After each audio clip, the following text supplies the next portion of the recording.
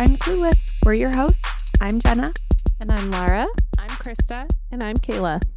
We are back for more on our Betty Gore case. Part 2. Yes. And I'm really excited to go through some of this stuff because I just think it's really, really interesting. We're back to our movie case. Yeah, right? Seriously. It really, Real life movie. it is not a surprise that it was made into those 2 docuseries. The surprise is that it took so long. Mm-hmm. Yeah. It was nice to hear like all the backstory of everything. So now I'm excited to like learn more about the case, find out who did it and why and all of that. Yes. Let's do it. I'm sure you each have your theories. We'll see what you think about as we go.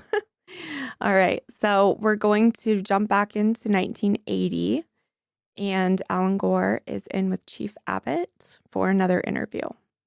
And I think this is their second sit-down one, and they had talked on the phone.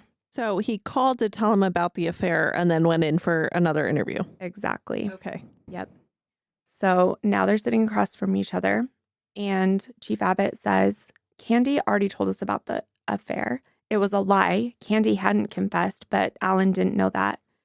And in that moment, Chief Abbott saw the slight shift in Alan's face, the hesitation. It was all the chief needed. Alan started talking, and once he did, the entire story spilled out. He told them everything. He told them how it got started, the secret meetups, the Como Motel, the rules they had set, the emotions they had promised wouldn't get involved, but did anyways. Then he told them something that made all their alarms go off. The morning of Betty's murder, Candy had arrived at his house at 9 a.m., and she hadn't returned to the church until noon. Alan thought that this was odd. It was too long. But now, sitting in the police station, telling the details out loud, it hit differently. The officers nodded, taking it all in. Then they asked Alan if he would take a polygraph. He agreed immediately. The questions were direct, no room for interpretation. Did you kill your wife? No. Did you want to kill your wife? No. Do you know who killed your wife? No. Then they read him his Miranda rights, and in that moment, Alan knew he wasn't just a witness anymore or anything like that. He was a real suspect in his wife's murder. Despite everything, Alan still had a role to play. He had to go to Kansas. It was time for Betty's funeral. While he was gone, the investigation took a turn. Forensics re-examined the crime scene photos, going over every detail, and that's when they noticed something strange. The nail that had been found at the scene, it wasn't Betty's. It belonged to the killer. But by the time they made this realization, it was too late. That small bloody fingernail had been handled, passed around, contaminated. Neighbors, officers. By the time it officially did make it into evidence, it was days old. A crucial piece of proof compromised. Jenna, I have a question. Yeah. I know in other cases we've talked a lot about DNA. Mm-hmm. Would they have been able to test that for DNA in the 1980s, or No. would it have just been, let's see who this matches? Yeah, that one. Okay. Yep. They couldn't test. I think they could only get blood type. Okay. So if they tested blood and they had 2 blood types, they'd be able to go off of that, but Okay. nothing further. And if this had gone unsolved, then we could have now. Right. Right. So they originally thought that nail was Betty's, but then looking at her pictures, they noticed all of her nails were Exactly. intact. Yes. And it wasn't like a fake nail, right? It was like an actual like fingernail. Mm-hmm. Okay. Yeah, because what Jenna said in the first part was that when they interviewed Candy, she was trying to hide her hand. Yeah. Yeah, what because you that said. one was, I think like her nails were a little bit longer, but natural. And so that one was the one that was broken off all the way down. Okay. Okay. Ouch. I know, right? Mm-hmm. Yeah. But they have a fingerprint, you said, too? Mm-hmm. And footprints. Okay. Next, investigators wanted to look at Candy's timeline. Candy claimed that she had left the Gore house around 10:20, but other witnesses placed her leaving closer to 11. The gaps in her story were starting to show. And then detectives noticed something. At Betty's funeral, as mourners stepped into their cars, the police ran routine checks on the vehicles. One of the cars belonged to Pat Montgomery, Candy's husband. However, the people that got in to drive that car were part of Marriage Encounter. They weren't like a swinging group, were they? No, but Okay. that's what made the police start to think that. Oh, okay. I also think they were wondering if she was having someone else drive her car to cover up stuff or to put more DNA in there. You know what I mean? Yeah. Something. Police had gone through the evidence, compared timelines, and found some cracks in Candy Montgomery's story. They just needed one thing, a confession. They called Candy in for another interview. She walked into the station calm, composed, ready to answer their questions just like before. But this time, officers had a different plan. They started with small talk. Tell us about marriage encounter. What is that? So she did. How's your marriage? She told them it was great. Candy answered every question easily and smoothly. Then the conversation turned. Let's talk about your affair with Alan Gore. Candy was a little surprised by this. They wanted details, every single detail. Candy answered carefully, staying within the lines of what she had already told them. And when they seemed satisfied, she relaxed. She thought she was done. She thought she was about to get up and leave. Then Detective Murphy leaned forward, his voice low and sharp. You murdered Betty, didn't you? The air in the room shifted. Candy's breath caught for a second. No, I didn't. Murphy watched her closely. Her voice was too calm, too controlled. He had just accused her of murder, and she didn't even freak out or seem confused by this. That set him off. He slammed his hand on the table. Yes, you did, he spat. You are nothing but a murderer. Betty Gore was your friend, and you murdered her. You cut her up. You chopped and chopped and chopped. You're nothing but a cold-blooded murderer, and you sit here and you lie to us about it. You make me sick. I can't even stay in this room anymore. Wow.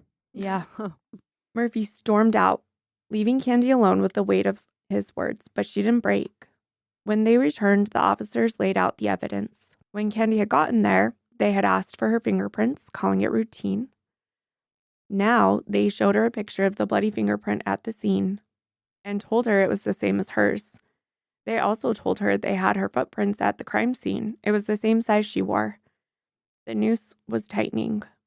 Would you take a polygraph? Candy agreed. Can we look in your car? Candy agreed.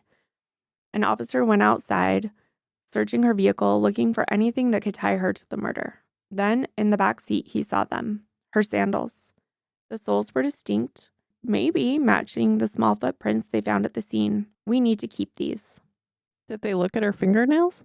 No, it had been almost a week, though. I would bet that she had cut her other one shorter and that one had grown out by then. Oh, I thought you said it ripped off all the way. Just short. Because they were All the way down to where it would bleed, but not like her full pinky nail. Quick, I'm thinking down here. No, like here. Ah, Yeah, okay. where it still really hurts, So but just her a nail was, nail. like, long. Yeah. It was Okay. just the top part. I'm Yeah. picturing the entire pinky nail. That's what I thought too at first. yeah. After that interview, Candy didn't go home. She went straight to Sherry's house. Sherry had been watching her kids while she did the interview. The moment she stepped inside, she broke down. She collapsed into Sherry's arms, shaking and sobbing. They think I did it, she cried. They think I murdered Betty. Sherry held her, trying to comfort her. But Candy's voice had a crack in it, a small, terrifying crack, because it wasn't just fear. It wasn't frustration. It sounded a lot like guilt. Don Crowder wasn't a high-profile defense attorney. He handled small cases, divorces, mostly personal injury, and everyday legal disputes that passed through the small towns. But he was good. Straight out of law school, Don had won 19 straight cases. That kind of success gave him confidence. It wasn't long before he opened his own firm, and by 1969, he was making a comfortable $50,000 a year. Who wants to guess how much that was? Oh, I'm so bad at this game. Let's say 200,000.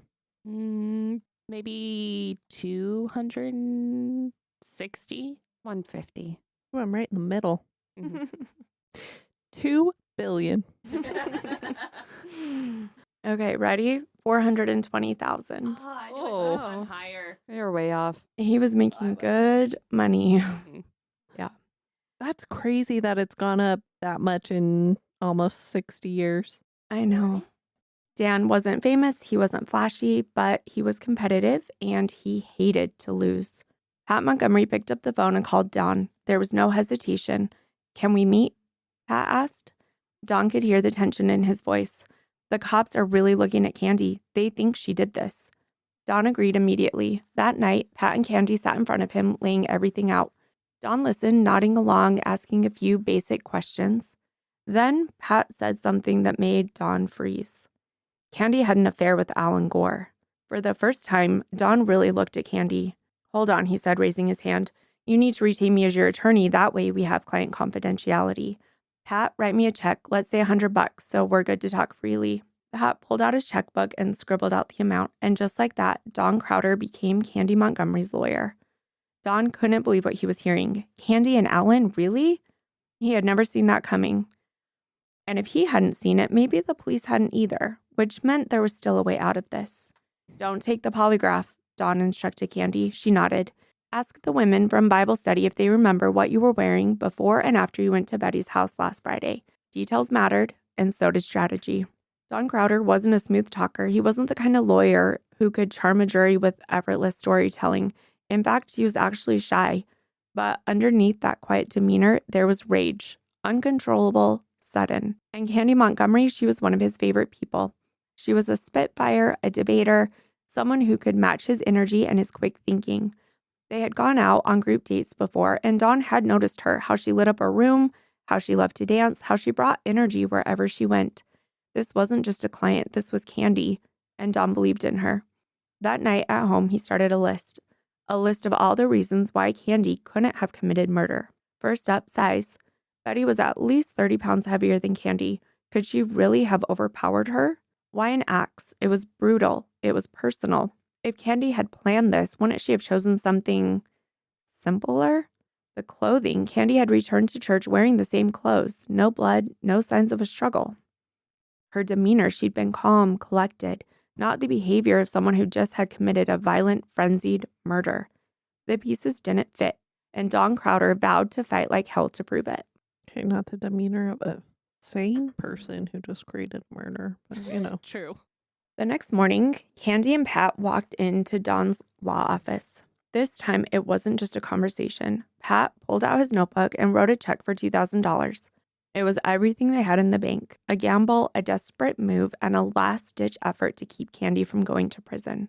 The staff, Rob, who really was focused more on violent crimes, and Elaine at Don's office loved Candy immediately. She was warm, charismatic. She was hard not to like. But liking someone and believing in their innocence, that was different. Don had Candy sit down and write out everything she had done on the day of Betty's murder. Every step, every interaction, every little moment she could remember. Then he gave her strict instructions. Don't talk to anyone. No police, no reporters, no friends, no family, no one. The next day, they planned to have Candy take a private polygraph, one that they controlled. Pat, meanwhile, was terrified. He couldn't wrap his head around what was happening. Everything was moving too fast. That night, Don invited Candy to his home. He sat across from her, watching her carefully. Then he leaned in. Candy, I don't think you did this. Candy exhaled, relief flickering across her face, but then Don continued. And I think you're covering for someone. Candy froze. Did Alan do this? Silence. Candy thought for a moment, then met Don's eyes. No, she said quietly. Alan didn't do it. Don frowned. How do you know? Candy's expression didn't change. Then the words came. Because I did it. Oh. Mm-hmm. I felt like I was pretty sure that she did it, but I was like, well, maybe not. Maybe it was Alan, but no. Nope, it was her. For the first time in his career, Don Crowder was speechless. What? He shook his head. I don't believe you. But Candy didn't waver. She wasn't covering. She wasn't protecting anyone. She was admitting it. She had killed Betty Gore. And Pat couldn't know. They both agreed Pat was too honest. If he knew the truth, he would go straight to the police. So they said nothing. And that night, Candy went home to the man who still believed she was innocent. Yeah, that's wild. Mm-hmm. The next morning, Pat woke up to the sound of Candy tossing and turning. She was mumbling in her sleep, caught in a nightmare, and then a name, Betty. Pat watched as Candy's body jerked, her hands gripping the sheets. Then suddenly, she gasped awake. She turned to Pat, her face pale, her eyes wide. I was in a car with Betty, and she was driving us off the road. She'd been dreaming, but the guilt, the fear, the horror, that was very real. After Betty's funeral in Kansas, Alan Gore barely had time to process his grief before the phone rang. It was the police. They weren't done with him yet. "We're flying to you. We need to talk now." Alan hung up, his stomach twisting. He had already told them everything. What more could they want? But deep down, he knew the affair. It wasn't just a side note anymore. It was the center of the investigation. That same day, armed with the loving support of his own sister, Alan sat down with Betty's family. He took a deep breath and told them the truth. "I had an affair." The words felt heavy, wrong, but he had to say them. He owed them that much. They listened quiet, taking it in. Some looked shocked. Betty's mom got up and left the room. Others, maybe they had suspected it all along. Alan asked for forgiveness, and most were able to give him this. When the police arrived, that was when the real questions came. Did you have a hand in Betty's murder? Alan's heart pounded no, but the officers weren't done. Alan knew what this meant. He wasn't just a grieving husband anymore. He really was one of their suspects. That same day, Alan wasted no time. If the police were going to treat him like a criminal, he needed protection. He called one of the biggest lawyers in Dallas. He didn't know it at the time, but in the end, this made him look more guilty to the police and to the media. This wasn't just about clearing his name anymore. This was about survival. Meanwhile, back in Kansas, Betty's father was struggling with a different kind of pain. The morning after burying his daughter, he woke up knowing exactly what he should do. It was time to harvest his fields. The crops didn't stop growing just because life had fallen apart. But getting out of bed, that was another story. It took every ounce of effort just to stand, just to put one foot in front of the other. He finally made it to the fields, climbed onto his tractor, and was about to start when he saw them. A line of a dozen or more trucks rolling towards him. At first, he didn't understand. Then he recognized the drivers. Neighboring farmers, friends, people who knew what had happened, who knew what this loss had done to him. One by one, they pulled up, unloaded their equipment, and without a word, got to work. There was no speech, no need for one. They just knew. And in that moment, grief and gratitude blended into something almost bearable, because he realized even in the worst of times, he wasn't alone. On Thursday, June 19th, the story exploded. The media had caught wind that there was a suspect in the brutal axe murder of Betty Gore. The suspect? Candy Montgomery. Newspapers ran with it immediately. Female friend of victim's husband under investigation. Female friend having the implication without saying what they were saying. Axe case suspect hunted. The headlines were everywhere.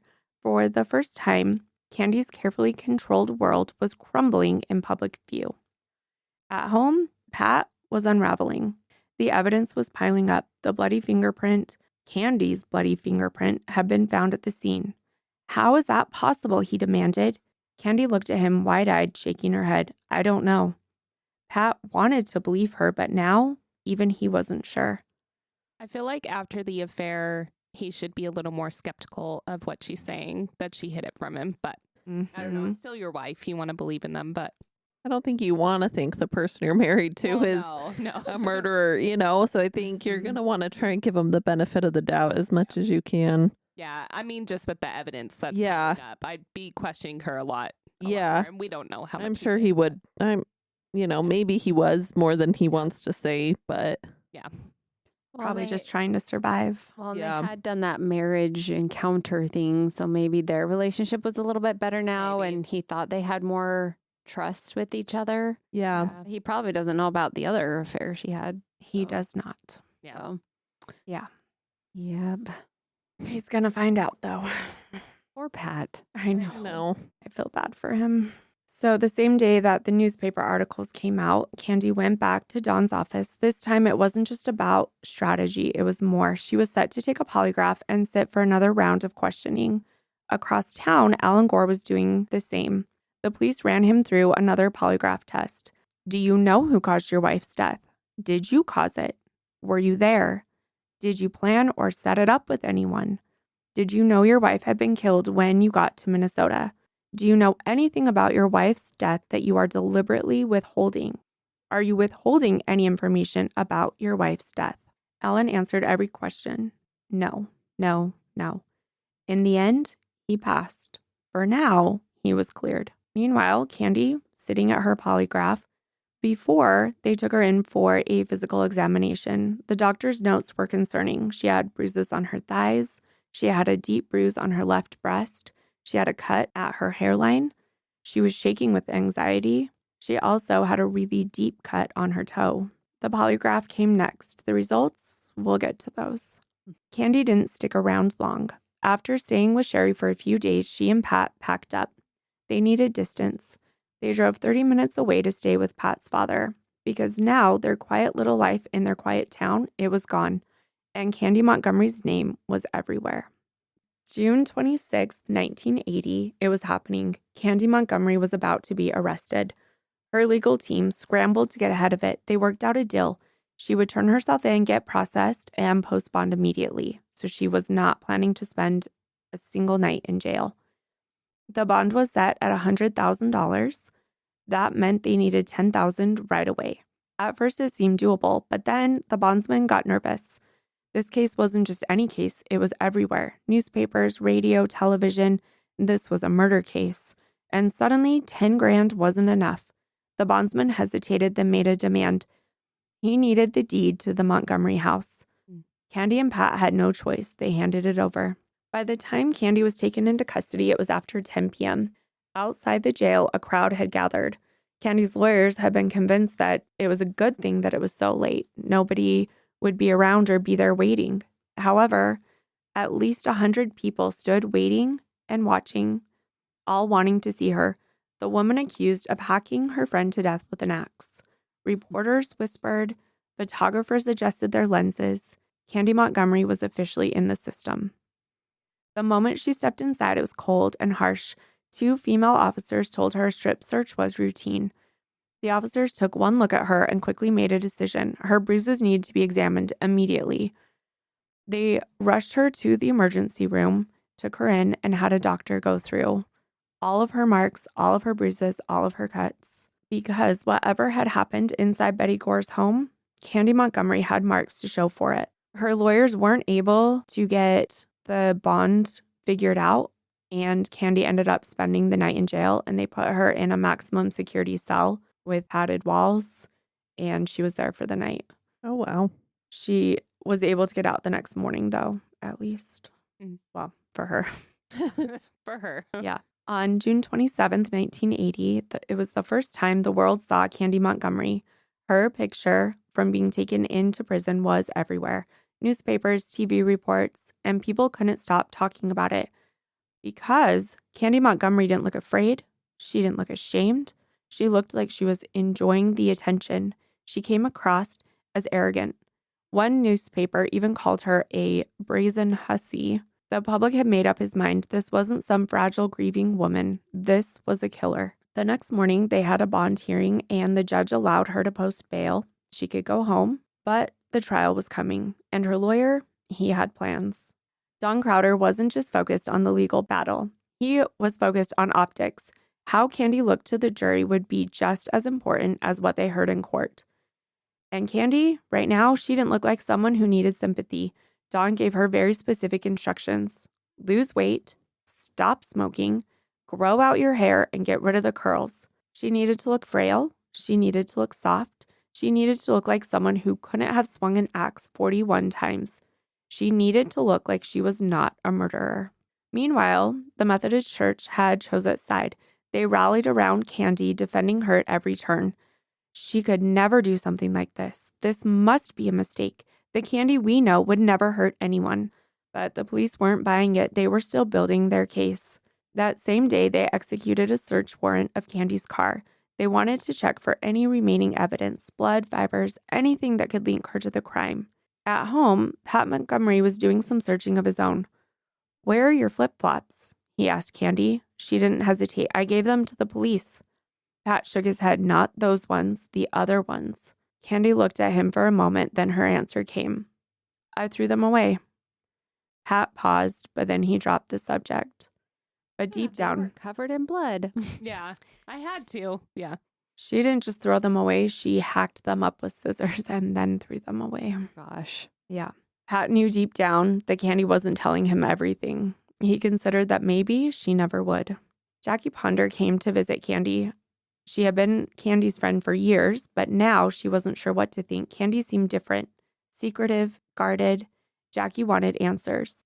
While Candy stepped out of the room, Jackie turned to Pat. "What do you know?" she asked. Pat hesitated. "Nothing," he admitted, "just little things." Jackie leaned in. Pat said, "Should I go forward with what I do have?"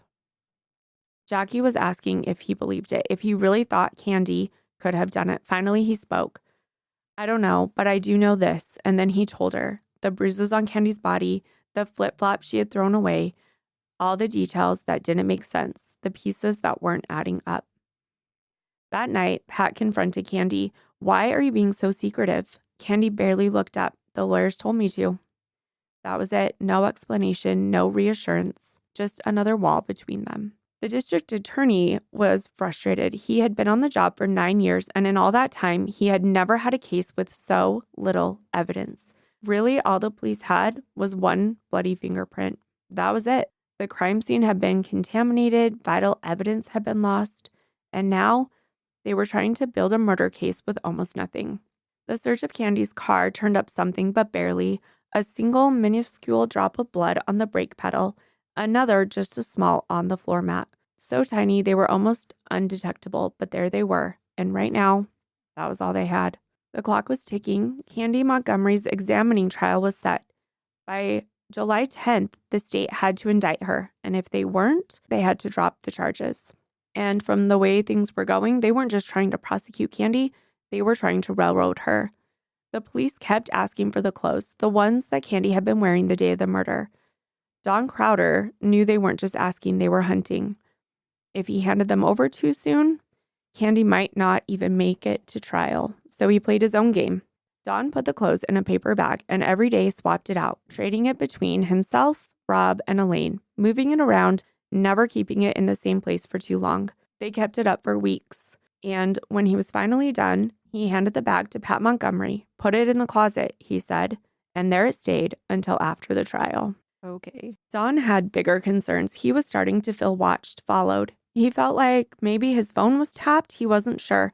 Something felt off. Every time he picked up the phone to talk about the case, it somehow ended up in the newspaper. By July 8th, it wasn't just leaks, it was a flood. A huge front page article laid out every single piece of evidence against Candy.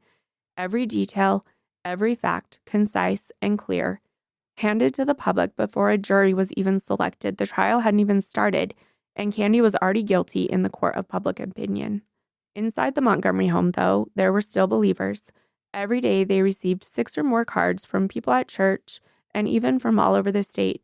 Letters of support. "We're praying for you. We believe in you. Stay strong." The people in her community still saw Candy as Candy, not a murderer, not yet. So at this point, you haven't mentioned Alan in a while. Are they pretty much done following him as a lead? Yeah. Once he passed that second polygraph, they cleared him. Okay. Mm-hmm. I've been wondering why, like we talked about in the last one, about how he didn't seem shocked at all by the news.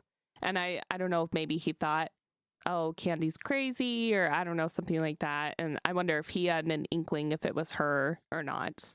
I mean, he didn't even seem too shocked or devastated that Betty was gone. Yeah. I don't know if he just has no emotion or that's just how he processes it. Could be. I really think that he thought that Candy couldn't have done it. Okay. Well, and going back to their affair, he was definitely very detached then as well. So maybe that's just how he is. Yeah. That I couldn't really get a good handle on because it doesn't seem like they followed up on that much from case files and stuff. Yeah. Then came July 9th, the indictment. Candy Montgomery was officially charged with the murder of Betty Gore. But that wasn't the biggest headline of the day. The real bombshell, the front page story, it claimed that Candy had admitted to killing Betty. No one knew who had leaked it.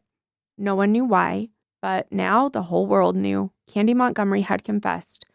And just like that, the battle for her freedom had already began.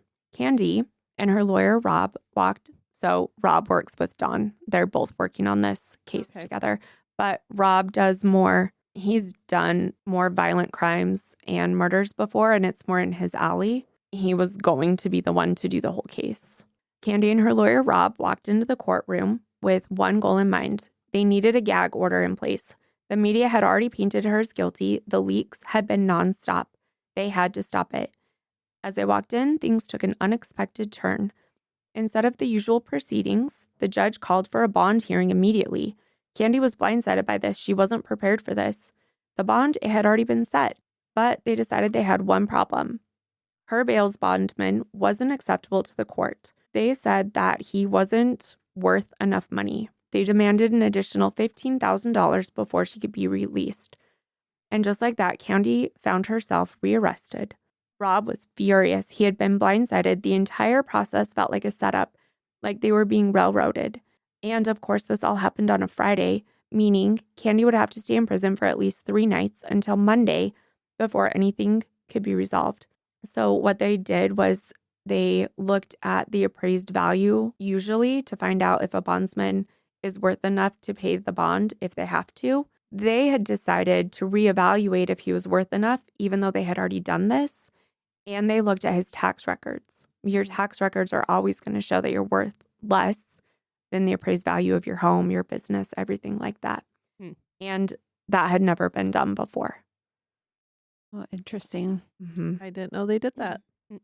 Yeah, well, they don't do it the way that they did it here. So she went back into prison and she was in the maximum security alone in that one too. With Candy gone, Pat was struggling at home. He wasn't alone though. The neighbors rallied around him, bringing meals and support, but this wasn't the life that Pat had imagined. Candy's time in prison stretched on. Apparently her bail bondsman wasn't just unqualified, he was possibly incompetent. Oh, no. Yeah. Candy couldn't get out until they came up with the money for a new one. That didn't stop her lawyers. They were furious. They fought back. They sued. They basically sued the entire judicial system. The judge, the police department. They claimed an illegal strip search. They cited all the leaked evidence that should not have come out in the media. They argued improper holding procedures for Candy's bond. And through it all, Don Crowder, the lawyer who had taken over, was furious. He was livid about how Candy had been treated. After a week in prison, Candy's lawyers finally got the bond issue fixed. But the process had been anything but smooth. It had been the judge who requested the bond be re-examined. Again, a move that never happened before. And using the tax records, that never happened either. Don was infuriated. This felt like a personal attack. Now he was taking over the case completely. This wasn't just about Candy's freedom anymore. This was about justice, and Don Crowder wasn't going to stop until Candy got it. Meanwhile, Alan was dealing with his own situation. He had started to see a woman named Elaine. Elaine had played the piano at the church 2 years prior. Wait, only a month later? Yeah. Mm-hmm. Yep. That's why I said wait. Yep. Yep. Just what you were talking about. Less than 2 months. Wow. Yeah. Okay. So Alan and Betty had both liked Elaine and her husband David. That summer, Elaine and David started the process of getting a divorce. Elaine, she was lonely. So she came over to Alan's house to hang out with an invitation, and she stayed late, really late. The neighbors noticed. And now Alan's behavior was starting to raise questions of its own. The summer of 1980 was brutal. Day after day, the heat bore down on Texas. One afternoon, the temperature hit 117 degrees, one of the hottest summers on record. And while the sun scorched the land, Candy Montgomery's case was on fire too. The media wasn't letting up. Every headline, every news segment, every conversation in town seemed to be about Candy. Her lawyers knew there was no way that she could get a fair trial in Collin County. So they filed a motion. The trial needed to be moved. The man who would decide? Judge Tom Ryan. Judge Ryan was 68 years old, and he was not happy about still being a judge. He had planned to retire at 65. He really wanted to. He wanted to be fishing all day. But there was a problem. Ryan was a Democrat, and if he stepped down, a Republican would be appointed to his seat. So he stayed. And now he was stuck presiding over one of the biggest murder trials in Texas history. Whether or not Candy Montgomery could get a change of venue, that was his decision alone. No one knew which way he'd go. Meanwhile, Candy and Pat needed an escape. The pretrial wasn't just exhausting. The heat was also unbearable. They packed up and headed to see their family in Augusta, Georgia. away from the spotlight, away from the unbearable Texas sun, just away. Can you do that when you're Yeah, out on? Okay. I think if you get it cleared. Okay. Yeah, they had family there. Yeah.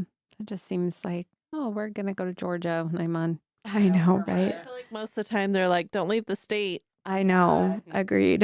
That's what I thought too. 1980, maybe a little different. Maybe. Well, I would think it would be easier to run away in 1980. Like Yep. there's less technology to track Mhm. someone. Agreed. So I think they'd be even stricter, but Well, and they had such a don't know. hard time. They Yeah. disqualified her bondsman and Mhm. all this stuff to try and keep her In prison. It feels like. Yeah. That's interesting. So they were able to go. I'm not exactly sure how or why, because I agree. On their first night, after stopping off at a hotel, Pat turned to Candy with a confession of his own. Don told me everything. Candy froze. Everything? And I want you to know, I'm okay with it. Candy stared at him, waiting.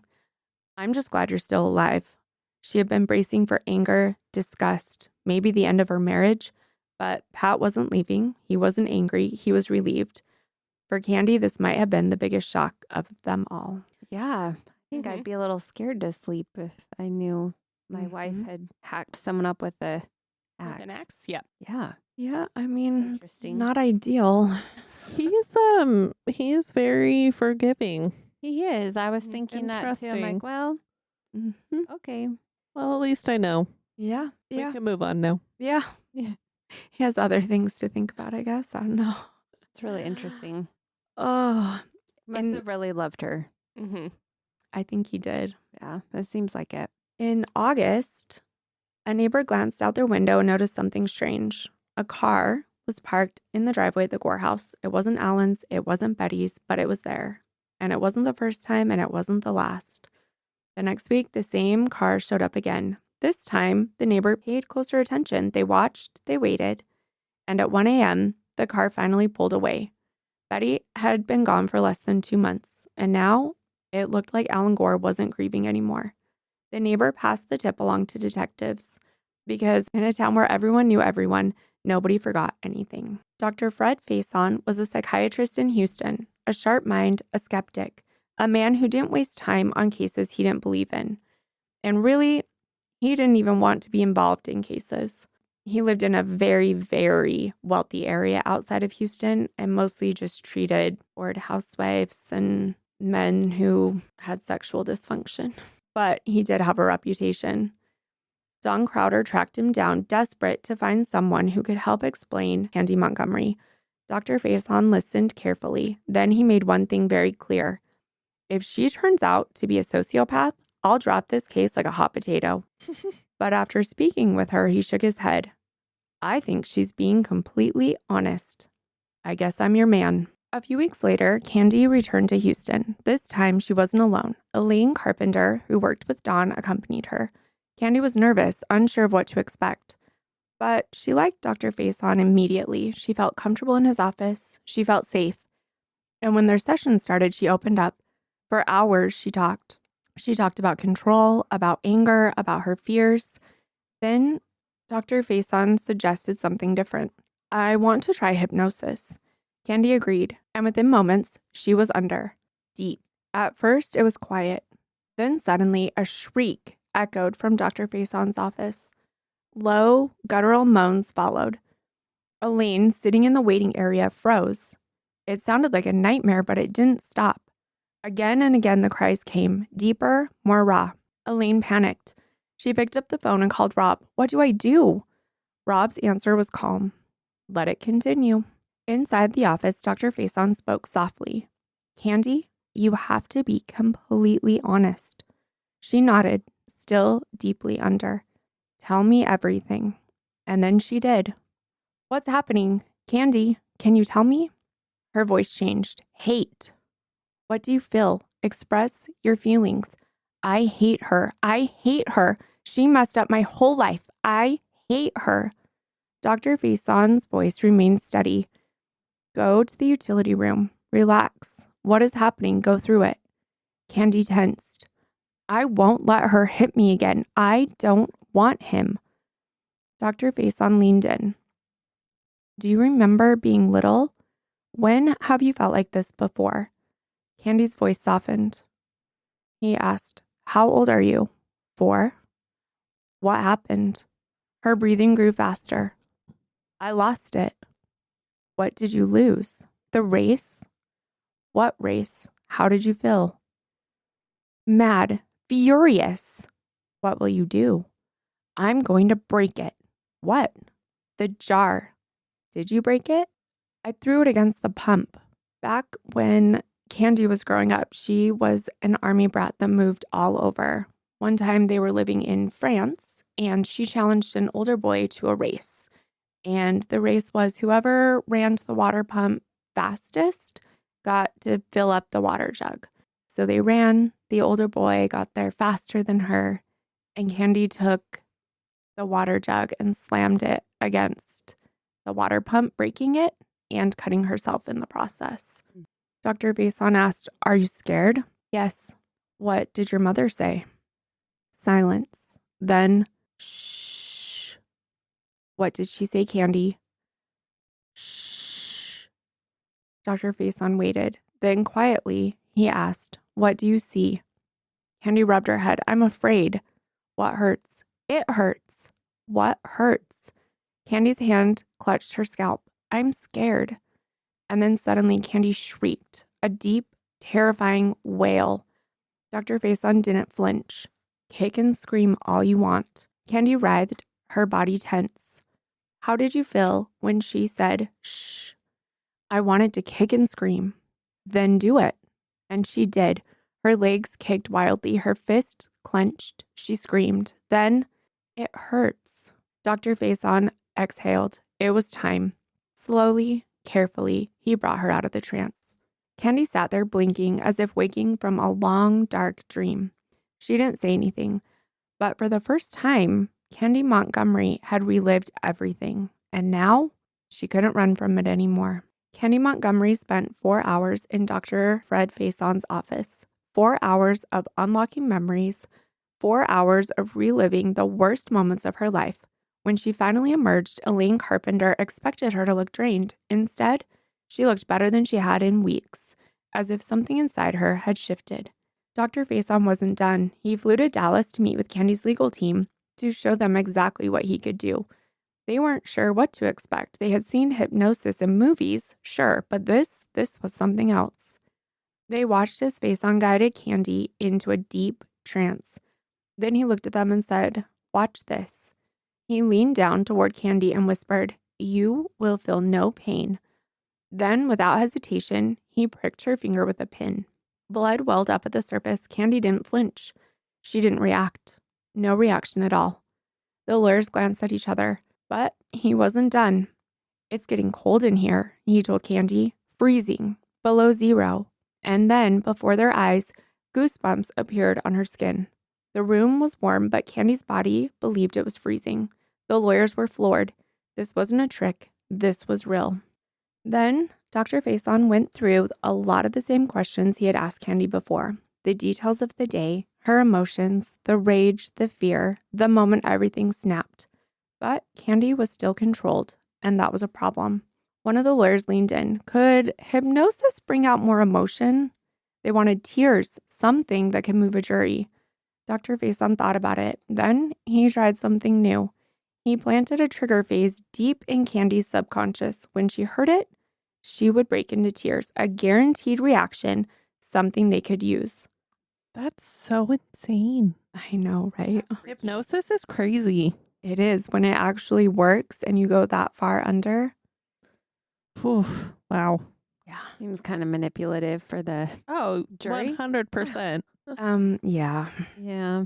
They brought Candy out of the trance, and then casually someone said the trigger phase. And just like that, Candy felt it. The rush, the overwhelming need to cry. But unlike in the trance this time, she knew it had been done to her. She wasn't losing control. Someone had taken it and she was furious. I don't like this, she snapped. I don't want to be manipulated. She saw exactly what they were trying to do. And just like that, they dropped the idea. Well, that's good. Yeah, they didn't end up using it. Oh, good. Don Crowder wasn't just defending Candy Montgomery, he was digging, and now he had his sights set on Alan Gore. Don brought Alan into his office, sat him down, and started asking questions. Alan answered calm, careful, but something felt off. And when Don asked the big one, "Did you ever tell Betty about the affair?" Alan insisted that he hadn't, that Betty never knew, that this was all just coincidence. Don leaned back in his chair, studying him. Alan wasn't a good liar, and Don was sure he was lying now. But Don had bigger things to deal with the trial approaching. The church community was about to hear the real story. So before the media could twist it any further, Don told them himself. The women of the church gathered, listening and waiting. Then Don laid it all out. The affair, the fight in the utility room, the 41 axe blows. By the time he was finished, the room was silent. They were floored. They were stunned. Some of these women had stood by Candy, had written her letters, they had defended her. And now they didn't know what to think. Jackie Ponder found out next, and she was mad. She was furious, not just about the affair and not just about what happened to Betty, but that Candy had lied to her again. Jackie had been one of Candy's closest friends, and now she felt like she didn't even know her. Meanwhile, the biggest decision of all was being made. Would the trial be moved? Candy's defense team fought hard for a venue change. With all the media attention, how could she get a fair jury in Collin County? But when Judge Ryan announced his decision, it wasn't what they wanted. The trial was staying right where it was. So now, Candy Montgomery would face her fate right in the heart of the community that once believed in her. That's tough because, don't you have to, if you're like vetting a jury, don't you have to not know the defendant? Yes. I think the town of Wylie was 4,000, but the county was a lot bigger. But they still knew all the details. Yeah. So when they get in there and they're vetting the jury, they're going to ask them, can you be fair and impartial? Right. Mm-hmm.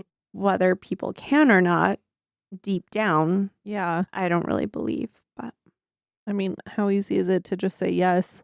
Mm-hmm. Right. Especially if you want it to go one way or another, right? Yeah. Yeah. McKinney, Texas. The Collin County Courthouse stood in the center of the town, a building over 100 years old, towering and historic. It hadn't been used in over a year. A new courthouse had been built, modern and functional. But Judge Tom Ryan, he decided those rooms were too small. They could only hold 60 people. This trial needed space. The old courthouse rooms could hold over 200 people. So for a full week before the trial, workers scrubbed it down, cleaned out the dust, and prepared it for the biggest case Collin County had ever seen. All right, that's where we're going to leave it for part 2. Ooh, part 3 is a big one. Yes. I can't wait to hear about the trial. It's all very interesting. The trial is where we'll hear how Candy is going to plead and what their defense is, and we'll hear the full story about what happened that day. So crazy. Mm-hmm. I'm excited. Yeah, me too. Ew. Oh, too many details. I'm sorry that I have to break it into 3, but all right, that's a lot though. There's like so much that goes into it. Yeah. Mm-hmm. All right, better listeners. to be thorough. Yeah. No Googling. No Googling. Gotta wait to hear it.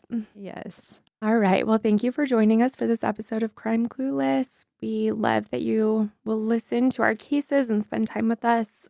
If you're looking for the resources we use in this episode, head over to our blog. You can find it linked on our website, crimeclueless.com, under the contributors section. If you get a minute, follow us on social media. Search for @CrimeClueless. We'd love to hear from you. Also, if you have any true crime stories or spooky stories of your own, anything from your hometown or where you're at now, send them to us. We would love to feature them on a future episode. Our email is crimeclueless@gmail.com. If you enjoyed today's episode, please take a minute to rate and review or share our podcast. Your support helps us reach more listeners and grow our amazing community. Thank you so much again. Join us soon for part 3, the final part of this case. And remember, refuse to be clueless, careless, or caught off guard. Not today, murderers. Bye.